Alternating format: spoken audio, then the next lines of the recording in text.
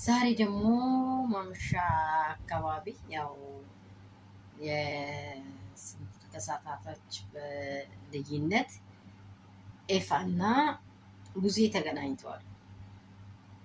ኤፋና ቡዜ ተገናኝተዋል። ግን እኔ ቡዜ ከዚህ ከአብርሃም የመሄጃ ጀርባ ላይ ቡዜ እጅ አለበት። ቡዜና ዴቭ እጅ አለበት። እንዴት አለበት? እንዴት አየሹ ካላችሁኝ ቡዜ ለምሳሌ መጀመሪያ ያዘኝ ሊቀቀኝ የምትለው ዴቭ አስቀድሞ ድብቅ አሉ። ለምን ተደበቁ? እነርሱ ለምን ተደበቁ? ዳኒና ኤርሜላ መጡ። ከዚያ አብርሽ ማይጃ ቀደም ብላ ሄርሜላ ቪዲዮ ሰርታ ነበረ።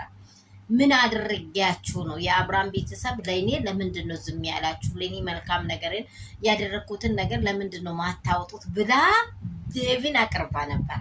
አይታችኋል አይደለ? ይህ ሴራ አሁን እኮ ፋውል የተሰራችው ማናት? ሄርሜላ ናት እንጂ የአብርሽ መሄጃ ላይ ኤፋ የነቀው ነገር አለ። ኤፋ የነቀው ነገር አለ። ምክንያቱም ይቺ ቡዜ ተኝታ አታድርም። ቡዜ ሁል ጊዜ የሩታን ውድቀት፣ የሩታን ወደ ኋላ መሆን፣ የሩታን በቃ ሩታን ከመርገጥ ውጪ ወደ ኋላ አትልም።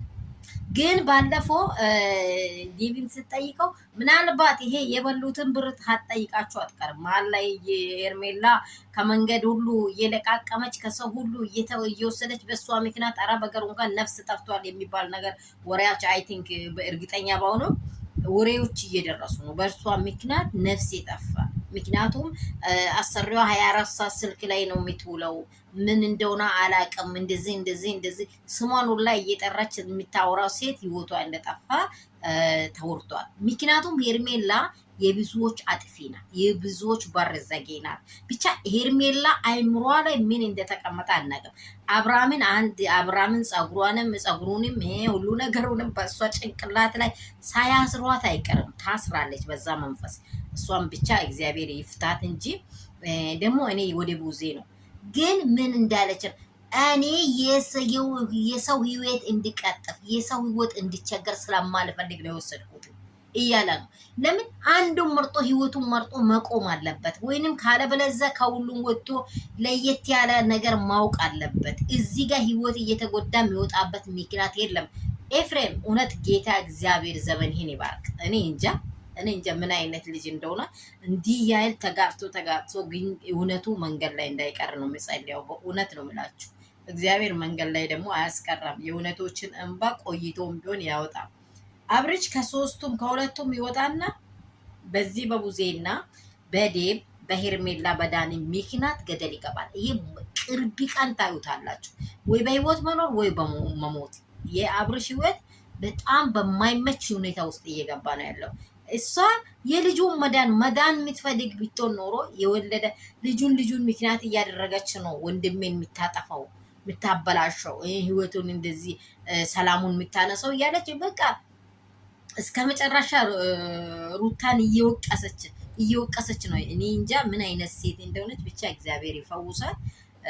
ቡዜ ገዚህ ትልቅነትሽ ትንሽ እንደሆንሹ እኔ እንጃ። አንቺ ፕሮቴስታንት ነች። ትላንትና ወዲያ ነው ትላንትና አይቼዋለሁ ዝማሬ ሰርተሽ እያቀረብ በሚንልናሽ ነው በሚንል መጽሐፍ ቅዱስ አንቺ የሚታነቢ መጽሐፍ ቅዱስ ምን አይነት ነው? እግዚአብሔር ትዳርን የሚፈቱትን ትዳርን የሚያፈቱትን መሀል ላይ የሚገቡትን እንደሚጸየፍ አታውቂውም? ፊቺ ኃጢአት እንደሆነ አታውቂውም? አንቺ ዋሽተሽ ማስታረቅና በሰማይ ቤት እንኳን በሰማይ መንግስት አንድ ነገር ብታገኝ አይሻልሽም? እኔ እንጃ ምን አይነት ሴት እንደሆነች ብቻ እግዚአብሔርን። አንቺ የአብርሽ ወንድም እህት አይመስለኝም። እልዱ የተፈጠረች ወደ የተፈጠረች ሴት ነች። እባክሽን ህይወትሽን ኑሪ። ሄርሜላ ጉዞዋ ነው መሀል ላይ የቀረው። አይታችኋል አይደለ? የሄርሜላ መሀል ላይ እጅ አለበት። አውቃ አስመስላ ነው ሄርሜላ ከነርሱ ጋር ማታ ሰምታችኋል አይደለ? እንኳን ማንንም ባትፈልግ ቡዜንና ዴቭ ጋር ሁኒ እነርሱ ጋር ታገኛለች አይደለ? ሩታና ኤፍሬም ቢሆን በቃ እንደምንም ቢሆን መንገዷ ሊዘጋ ነው። ቡዜንና ማን ነው ዴቪን አግኝ ከነርሱ ጋር ሁን። በቃ ከሁላችንም ቢካል እኛ እድርሽ አንልም። አንቺ መሬት ተከፍቶ እንደው መሬት ተከፍቶ አብርሃም ተቀምጧል ቢባል እሱም ቦታ እየቆፈርሽ እንደ ከአገር ወደ ሀገር ትደርሻለሽ። እንደ እንጃ ምን እንዳስቀመሰሽ። ወይኔ ወንዶች ምን ሆናችኋል? እስቲ ለዚች ልጅ መፍትሄ ስጡ። ላይክ ሰብስክራይብ ሼር አድርጎ የኔ ውዶች እንደምን አመሻችሁ? ሁሉ ሰላም ሁሉ መልካም ነው ወይ? እኔ ጋር ሁሉ ፋይን ነው፣ ሰላም ነው። ብቻ ክፉ የምትሰሩ ሰዎች እጃቸውን ቆጠቡ። ይሄ ክፉ የሚሰራበት ዘመን አይደለም። ክፉ አትስሩ፣ ክፉ አትስሩ። እኔ ብር እንዲቆጥረኝ ይሄ ወይንም የሆነ ነገር ለማግኘት አይደለም። ከዚህ ሰዎች ምን እየተማረን ነው? እኔ ላይክ አደረጋችሁ አላደረጋችሁ አይ ዶንት ኬር። የሚያጠግበኝ እንጀራ ሰማይ ላይ አለ። እኔ ምድራዊ ነው አይደለም፣ ምድራዊ ላይ የምሰሩትን ነገር የሚቃወም ሰው ነኝ። የምር ነው የምላችሁ።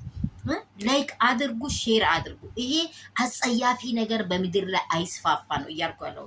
ይሄ አጸያፊ ነገር ምድር ላይ አይስፋፋ፣ በቃ ይቋጭ። እነዚህ ሰዎች ምልክት ናቸው። በአገር ውስጥ ከሀገር ውጭ ያሉት እህቶች አላችሁ የማይሆን ሴራ የሚሰሩ በባል ላይ ተደርቦ የሚኖሩ ህይወትን የሚያመሰቃቅሉ ሜዳ ላይ ልጆች እንዲወድቁ የሚያደርጉ ለማኞች እንዲበዙ ምድራችንን የሚያቆሽሹ ሰዎች ከምድር ይጥፉ። በቃ ከምድር ይጥፉ። እግዚአብሔርን ትዳርን የምታፈርስ ሴት ለዘላለም ትጥፋ። በቃ እግዚአብሔር ያጥፋት። እኔ ይህንን ነው የሚያወራው፣ ሌላ ነገር የለኝም።